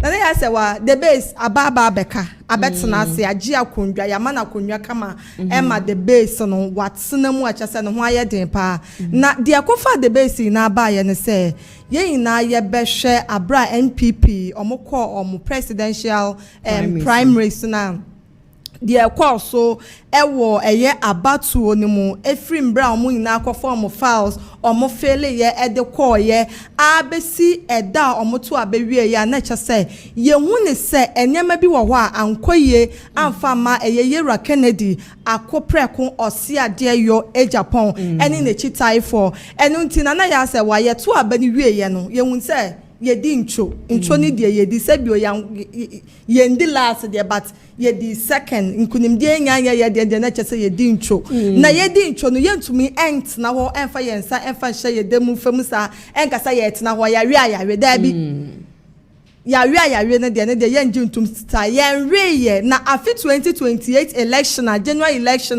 ye Ghana mu nyina no ye bekọ no Yera Kennedy akopreko ose ade yo Agyapong ni din ebeka ballot papers no ni din baba mu bi ni din baba ballot ni din ni nim nimfoni ebeba ballot paper no su bi Magana for the kokromoti na to aba edi kokromoti akopem su sei ato aba mo to aba da ya to aba sei ato aba da ma ye Yera Kennedy akopreko ose ade yo Agyapong na say Kennedy spokesperson who free party na ne nimbe ya baba lot paper na ya say ana mu ko yiba mi efiri honum de ne ti aba be hye ho na ya say this is not the matter of NPP, this is not the matter of NDC. Ghana na ye wonu ye drew abra yes say ye nya third force e ma ne beje Ghana man edisi wona na ya say yamfa abra ye call election NPP primaries na yamfa sabre no minya akwanya edi eye tono a Yera Kennedy akopreko Agyapong ekọ ye no echi ba wo mia de na de eye da krope na medi mani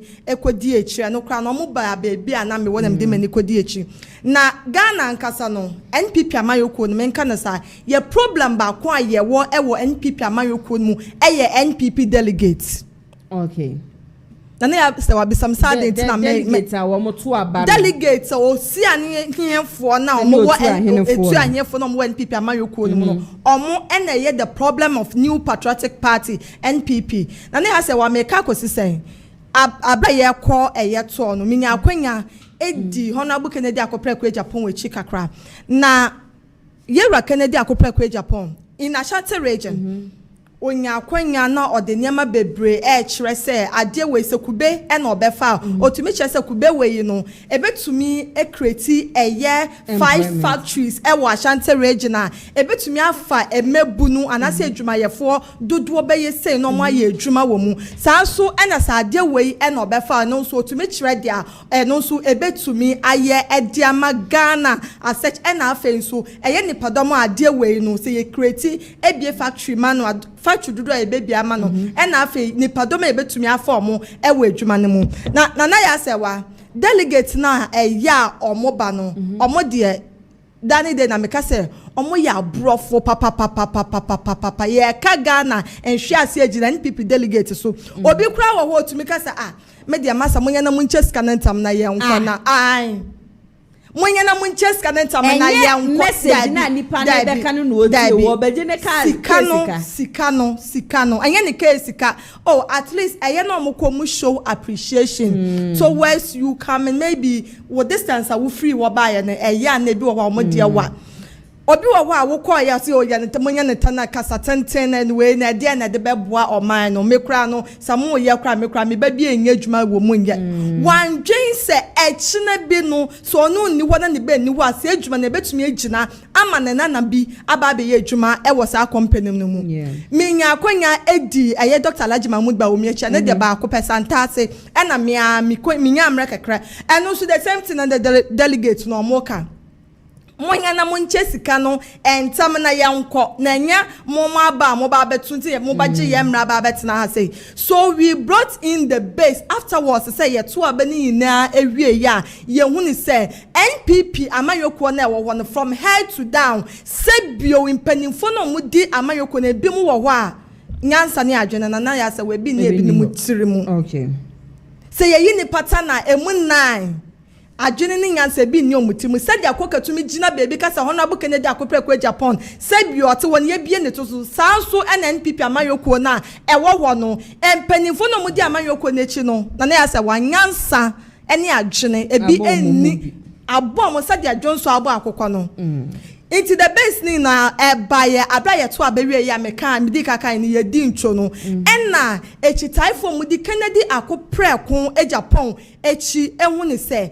Ghana mbra ye dru no ye nya third party ye nya third force na wan pa na betumi edi third force wan pa na betumi edi third force nenim enna eye wura Otibonsu oye NPP se ya ka NPP omo bua ye emende NPP atumi ababedu bebi eje wo sika afom a ye wura ye Otibonsu odimu akotene pa oye number 1 wan ye wo no be ye 2 sanso enna ye wura Kennedy akoprekwa Agyapong no nso ka ho intena ya se wode kwesi ye ni nan se ye Otibonsu aye na dwene se baby edru ni de benya third force third party na ba beji Ghana man de si ho e de free NPP any NDC etrimu odemfo mo ba man mu a ye to aba mo amu ewia e chese ye sika na no mudi anfa so bia emma so enunti ena ye de eye the base we stand for the truth ede ebebo de said de beya ye echitaifo na ye ye Kennedy akoprekwa Agyapong and after the grassroots in the country or money there almost supporting NPP almost supporting NDC omo ina betumi aba beka ho sanso ena chese Ghana muni ina no obi wa no oba wi asonto abada obi wa so oni NPP oni NDC ye nyina because emre ya yedu na na ase wa Ghana mani na no munye ye Kennedy akoprekwa Agyapong na emom enam etimode ene adwunfe wa NPP mpanimfo bi mutirimu nti omo ye omo adwene se omo de ye Kennedy akoprekwa Agyapong omo de ne baba ni na because of their selfish interest ye beka ya 2023 answer na ye Kennedy akoprekwa Agyapong obeje na ju so obama ya to ne so aba in the primaries aye rala ko je chairman free mu no na na ya say wo okan bi to wo say se ono obeye president say empo ye wu onu ni be wiase no na cha say wo di sika kra me na twemu a ya de obeche watum se say ya ye John Dramani Mahama ogusu a oye ya de ono no be sa adwe no e beto mutim no na cha say omu hu ne say party na da wo basisia wo be ba be say chaos obeba begu ye nimu aso ba ba chechien because omo ankeso no munimi say aban na say 8 years na ye be di wa ban mu no sika kro no de ya bo bi papa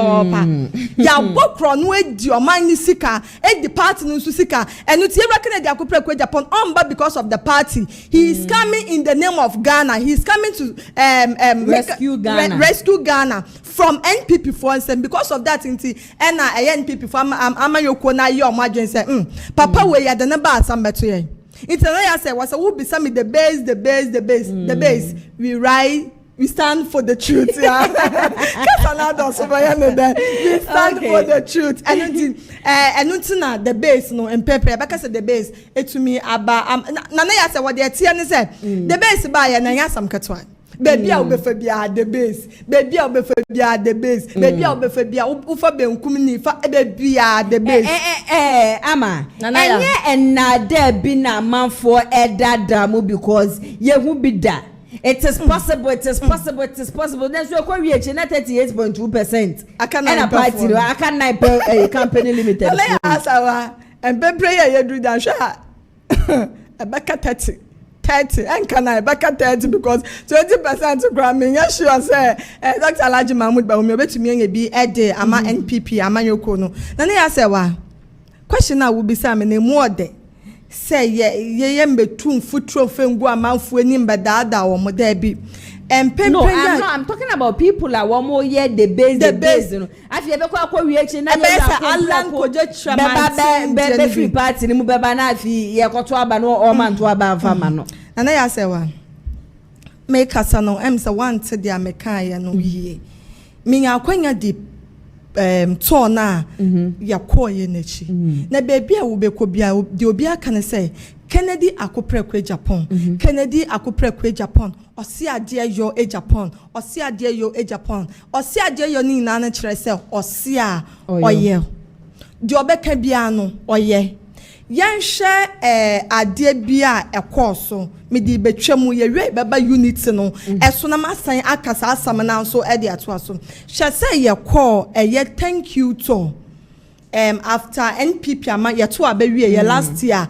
ye swear in ye John Dramani Mahama the president of Republic of Ghana ye wie ye NPP ya adwen so mo ko thank you to other Ghana man na say ye kopie mu ewo bantama na ya se wa sa da me so me ko ho na dia course wo ho ne say after show ni na no ye ra ye Kennedy akopre kwa Japan e donate sika e de ma emrante omu be bonjo mo ma no from Konti tech na afterwards no dey see ya ne say ye wo guy ba kosekan a sanyamiambe mu kranka guy no ehwere ne nkwa na ye wie ye no abrante no honorable Kennedy akopre kwa Japan e de abrante no ko hospital e ko hwe no e ma ne ho to no bo na ma mi dwetire tse won fa nton ade na ablas asem si ye no na konfa no teaching hospital omunya wheelchairs na na ya se wasem we just last year me gidi sa wo kai pa just last year na asem we enya yi akra because it was 2025 was it August July August mu wana asem we si ye okoto wheelchairs edema Confanachi Teaching Hospital whereby ya asenso buachi etebantama he knew say Confanachi Teaching Hospital omunya wheelchairs na ya say wasema me can what ma say pa asenso buachi oye MP4 Bantama and Confanachi Teaching Hospital so esi Bantama oti ho enim dia ekone dia ebanyina but when puso ne ho anya bibi papa bia afa ma Confanachi Teaching Hospital ye Kennedy akopre kwa Japan na okọ ye ba ye beto wheelchairs e de ema Confanachi Teaching Hospital iti papa no oka woyo enya afa na okodwe ho mehwe se meyo da bi oka ya na wayo at that moment and we take action to rest everything that he says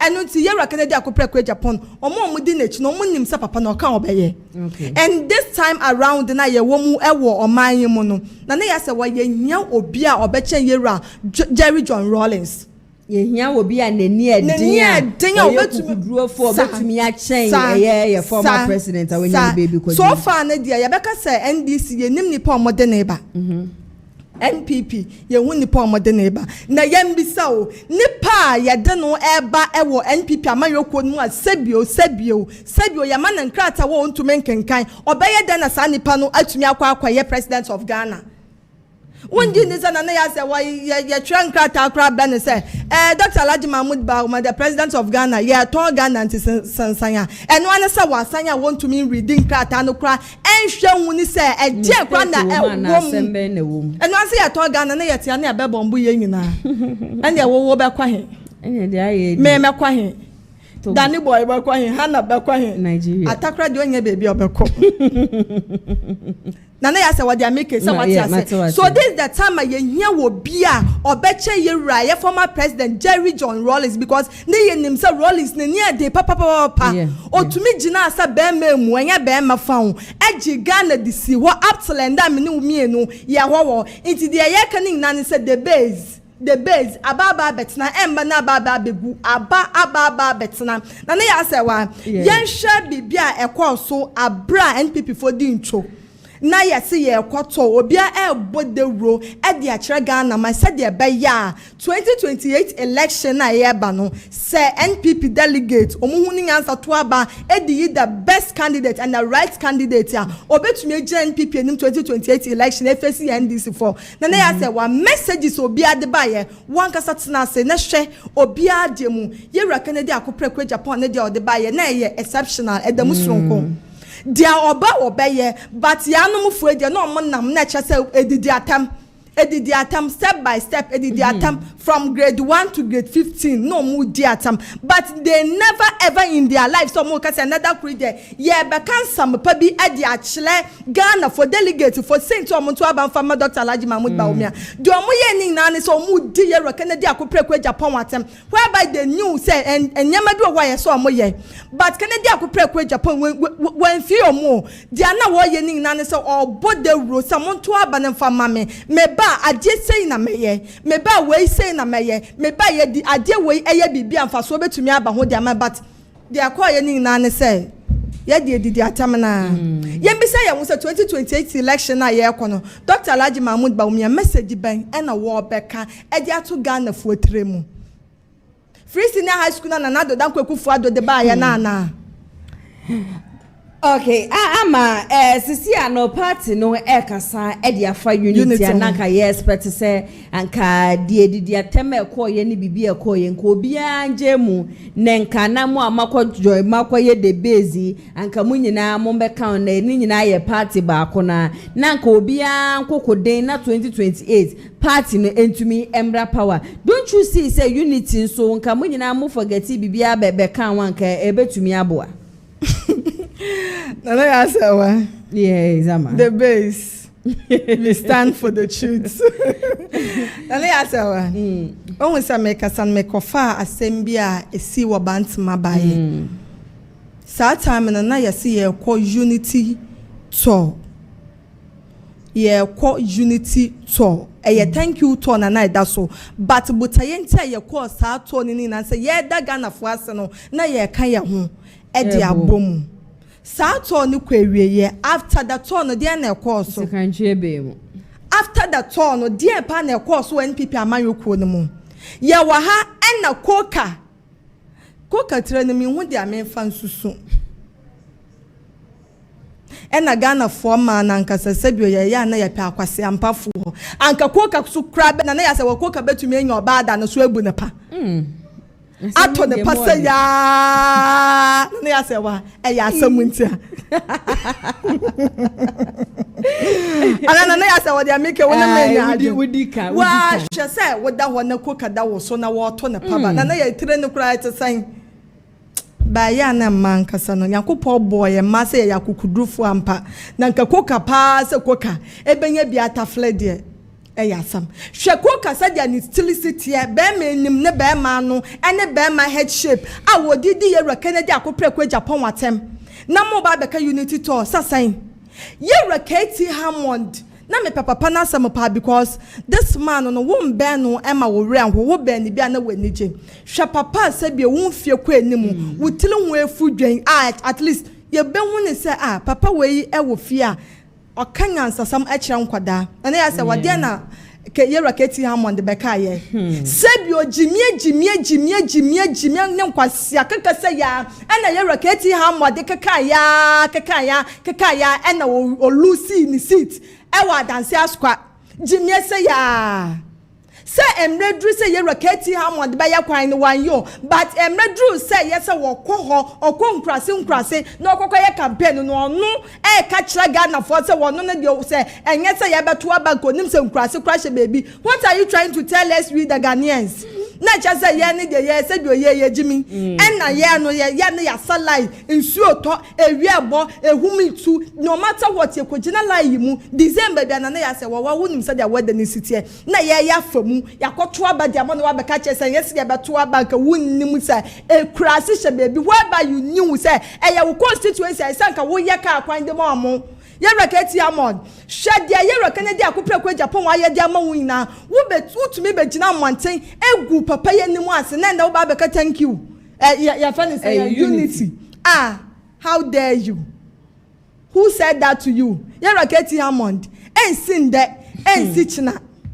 Na ese Monday unity ni. Dabi. Na na ase wa me bisa say at that time na no bia ebo ne nsampa hu de say de be delegate for atoaba e di ama no. Sa time no mu nim say unity bi wo wa na. Sa time no mu nim say unity bi e wo wa na. Mo amusi mu sum ye be bia ye be kwa koto de ndi amfa mo. Na afi ya da ye ni unity. Afei adan any unity na papa ba ku we kra ye friend sanya ye Osei Kyei Mensah Bonsu wutumi bie wa no ka kire ye say ye Kennedy akopra ku Agyapong won sa president na mamu je say unity man me bi say wo o say unity man na da bi ye Kennedy akopra ku Agyapong on say unity man dia mo adie no mpanifo se mo mu ndi nkwa na mom dia aka na ye bo mo ban ye Osei Kyei Mensah Bonsu wutumi gina bra ne ka say Yera Kennedy akopra ku Agyapong ya de no kɔ se won kwaje bosia IMF papa cross over wonji o ontumi nko ka brofo but yera Dr. Alhaji Mahmoud Bawumia ya tran krata de man ko ontumi nkankan na wakoko oti quotation basade amaye and someone won right now waka Psalm 100 Psalm 22 verses 118 to 22 asem we kan way Would you Psalm 100 and Psalm 23 verse 118 to 119? Yet he has about Sassay. No crabbing ni wo. But from 118 to 22, Abba. DMB. It's Washa one cause said you Ghana Yabeko Yenimun say at the Waba. Osei Kyei Mensah Bonsu. One cause of constituency crano. Want to me cry and ya wash Emma ye too. What's not party so many years? Oh, Nana Yasa, one on our shed there, Coco Bana, Shana, Edinim Grass, some of the Abrano. And one tea. Nana Yasa. Oh, Midden, I mean, so was one of the brains in what the or Tananche, and Nana Debbie. Say you NPP from penning for them, right? Drew no and unity as a moon. Dia esafatano e yesanke ye na ne asawa say ya no mo ye na ye alanko chairman ten o free party ni mu ko onu so di nipa bebre na ode ko ye mo ankasa mo ma ye sa analysis no yera papa ikra fans movement for change alanko chairman ten Oko odinipa bebre e de koye ono anka say ya amode ye no e na ma papa na ho mate yo the free party mu mo ma ye hwe bibi Dr. Alhaji Mahmoud Bawumia da ben da e no ba NPP mu ye Kennedy akopra ku Japan e wo party mu so many times so sanso e na ye alakojo chairman what na party mu so many years but ya hwani na no yeti ya fa nipa enran ko a nipa sabi o ya poto na woni ho na mom dia be ya na yesi wombra na wombedi na yesa wanti wangasa wo hwa ade we na betumi akoso ana edwane ye kodwom na woni ho ye koto ba ye soja na woni ho ye no na woni ho ye twinso ye poto ma na afe no so na woni ho na mom ebe ya yesi omo poto ye ma na fe ya no mom fansi wo e fa ma dia wo fie kyenko e ba de na ho fe na asa dan tia and question we dear I know the momento mama tie for no ma tomo na wo mu ya no the ama ole and dem ne na twetwe nkomo e wo show down jumedi so busia we hit style bie bi wo hwe kwan ya party no e de yewra kompre ko afaso a ohun say ya de a enye ba wo mi a wo ba mu na anu de ya obey vice president for 8 solid years. Yamana baba ya flag bearer there namfa. Anka obekwa kwotena sene ya sanso akwa fana babio quotation nso de ebusua wo yi na fa baby na je already what time some multiply divide ni ade nyina ne ama ebisa se ekwan ya party no e de Kennedy fashion no ne kwan soro no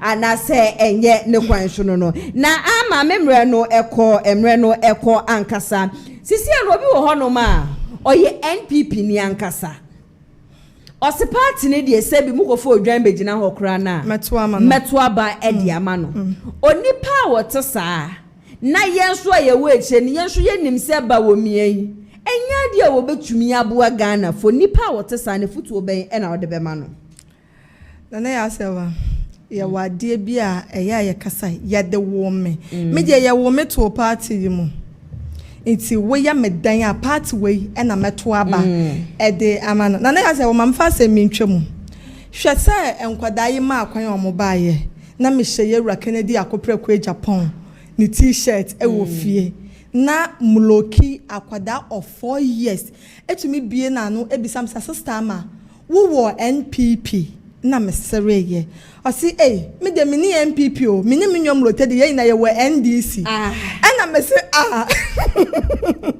akwada 4 years na me bisa na se adenti no mo wo NDC o si ye krom wo de obi a wo NDC ye beto aba no ba wo mia eto petrol mu inti ye na yakọ NDC akwada of 4 years e ka kire me no inti mi ami hu se ye rua Kennedy akopre ko Japan and afi NPP t-shirt na me sha no asa me exception me de musronku bi e wo montem inti dia na me ba ne pa so ka kire me ne se NPP party no enya mame nti asa me ko NDC na ya se wa se nemre ye kasa ye de wo me ya wu mutu mu me dia me mam ne papa fu na omo ye NPP for me mam ne papa ina ye NDC for na ya se wa we are not going to move forward in Ghana. Yes, Ghana we are moving forward, backwards never, but forward there we are moving straight away.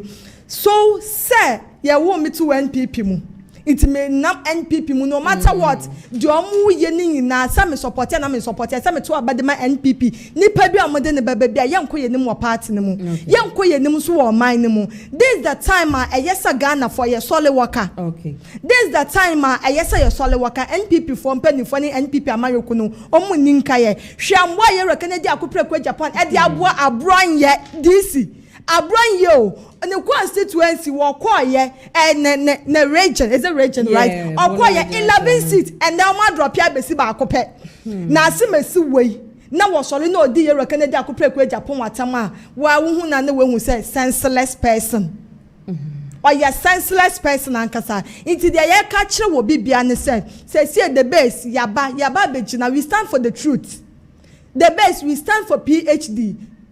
And it's your best sermon. Obibia, Sam Pemple ya ye woman, yet tight force obey to me, Ghana, DSC. Okay. Yet tight force obey to me, Aju of mine, DSC was said ya baya, or mine no me and you be a Jumaya. Okay. So man ye Jumaya, and yansa the actual will flow will be say hello once I name 10 cities, once I name 20 cities, and ya friend one number crowd will so be beshumu for ni none saw mine a Jumanimu.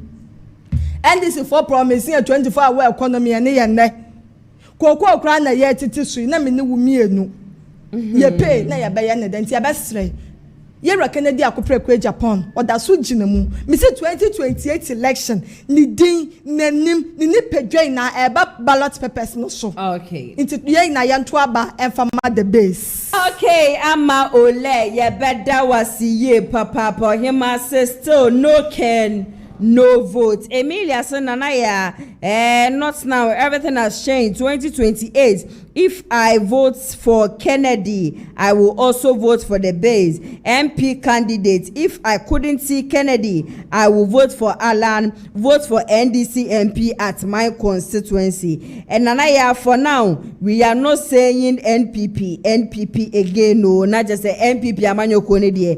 Eyadia Mompekra. President will say, the so-called the base should give us a break. The hypocrisy in Ghana is becoming becoming too much. Ken Agyapong has become what he is today because of NPPO. Emi, or say, Atachia, you see, old man like you and Kyei Mensah Bonsu. If Bawumia quoted wrong because you are not serious, you people are laughing, my God.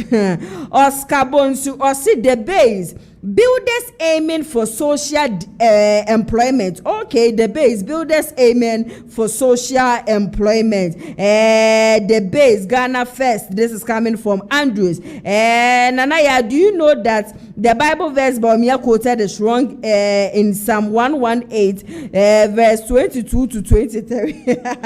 If it was contact this in the church couldn't draw Bawumia's attention. Nanaya, this is why NDC people called Bawumia as Bawulaya.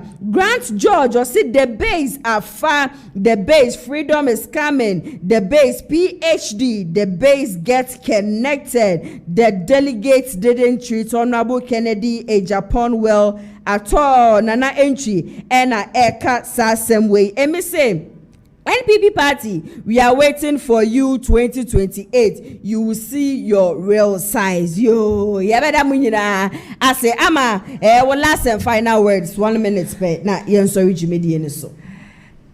And I say, and some of the mechanics so far, Macanina. And bra your dream, you can say you hear third force. Na third force, no wine.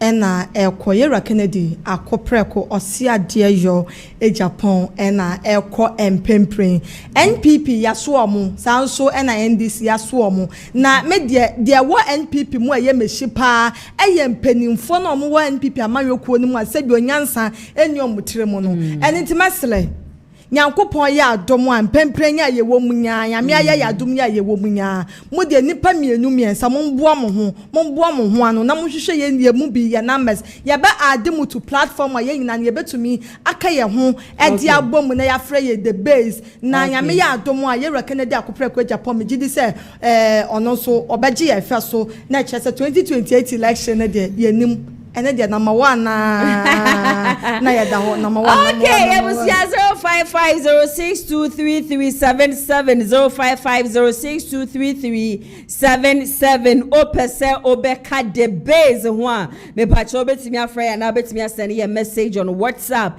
ya dia ye de wo ebeka platform na ho me say Daniel say okasa free Spain na mbom me forget MPP for asem kra na de bia me nkasa mfemfa ye Kennedy akompre ko hine Agyapong so na no can no vote Matia Daniel me ne sa pepepe ede amamo ebusia emre no eko ankasa njumeko bi so adaroma ena mitumi ede showdown jumedie no ebesomo eye Lionage Clinic GH me pacho sexual weakness house aso na prostate ade a etete with infections ema wuntumi mo adwuma ye wo mpem diabetes arthritis infertility fibroid ne de keka nyina ha wa bra be hu wo mo na wo mo ema wo mo ebibiduro ni bia ebetumi etu wo yade ni nyina no ase edi afri honom wuntumi mba wo ma so yempo na so wo bi memu amepacho wo fra wo mo aka ha no amane a eye free wuntu esike bia ne free consultation wo mo ye adwuma Mondays kosi Saturdays anopa 8 a.m. edi kosi enwumbre 6 p.m. branches mienu ena wo mo wo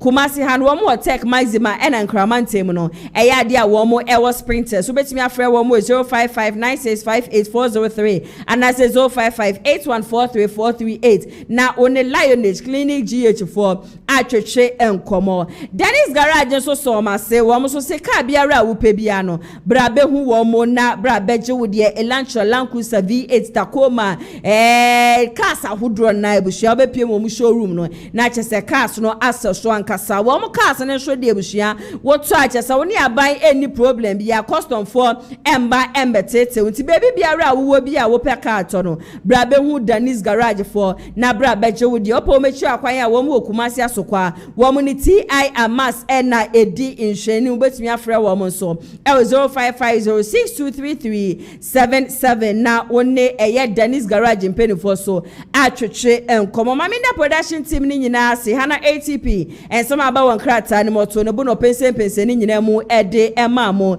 ne wo bo machidom enden so eye adwoa saponsa so ena camera ene MCR so de kwadwo sapon nsa no adwuma ena na echegu no executive producer so eye Mr Daniel Yabua me so ametire dwem ene dwumadi so besom mo medin ene nana ya asa wanyame adoma Monday exactly 2 p.m. ekosi 4 p.m. esan so edi ehia e showdown dwumadi so have a wonderful weekend makramo.